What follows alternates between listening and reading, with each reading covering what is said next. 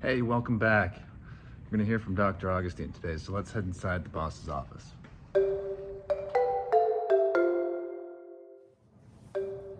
Hi, Scott Augustine here, coming to you from beautiful Minnesota. I'm an anesthesiologist by training, but for the past 40 years, I've either been part-time or full-time in the world of business. As an inventor, as a product developer, as a serial entrepreneur, and as a CEO. I've been blessed to have invented many different medical devices, but I'm probably best known as the inventor of two patient warming technologies. First, bearhugger and the category of forced air warming, and then also hot dog conductive fabric warming. These medical devices have been used to treat well over 500 million patients over the last 35 years. Patient warming has literally saved many, many people, but for the most part, these devices are just part of a bigger therapeutic endeavor. While I'm no longer a practicing physician, it has been a great privilege to continue to participate in the care of 500 million people and counting through my inventions. I've been asked many times, where did the idea of bearhugger come from? Like all successful new products, it started with a need that was not being solved at the time.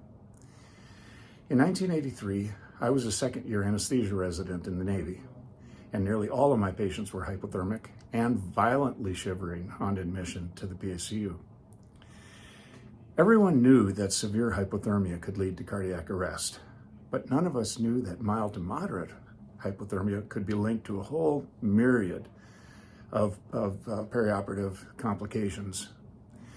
At that time, some even went so far as to believe that hypothermia would be protective. For example, some thought that it actually reduced bleeding. Apparently, they were subscribing to the icicle coagulation theory. To sum up, the prevailing attitude about mild to moderate hypothermia in 1983 was, don't worry about it, your patient will eventually warm up. What got me interested in hypothermia wasn't the pathophysiology that we didn't even know at the time. It's how patients could vividly describe the feeling of freezing to death, and those were their words, and the pain of shivering with a fresh incision. They described the freezing to death discomfort as the worst part of the whole surgical experience. Patient comfort was the driving motivation behind the advent of bearhugger warming. Identifying the problem to be solved is obviously a critical part of the innovation process. In this case, the problem was right in front of me: perioperative hypothermia and freezing to death discomfort. A few trips to the library and the solution was also obvious. The fact that general anesthesia inhibited the body's ability to control continuous blood flow, making us poikilothermic, was well known in 1983. From a thermoregulatory point of view, under anesthesia, we become reptiles. Now, reptiles control temperature by crawling above the rock when they want to warm up, or crawling under the rock when they want to cool down. By definition, poikilotherms gain or lose heat, depending on the environmental temperature. It was also known that prior to the advent of air conditioning in the operating room, perioperative hypothermia was very rare. And after air conditioning was invented, it was very common. There were reports of surgery being done on non-air conditioned ships in the Navy in the tropics during World War II, where the patients became hyperthermic under anesthesia and sometimes even had heat stroke at the end of surgery.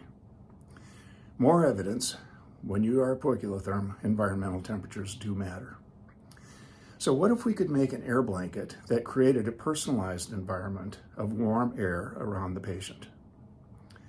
It's interesting how Eureka moments, such as the solution being a disposable blanket inflated with warm air, seem so very obvious in retrospect. I have 230 US patents, and by definition, each patent represents one or more inventions that have been certified as Eureka moments by the US Patent Office. And yet, if I adequately explain each of those inventions to you, your response, at least in your own mind, would be, well, that's obvious. The lesson here for any of you who are interested in innovation is that most successful inventions are they're simple and should easily be understood when explained.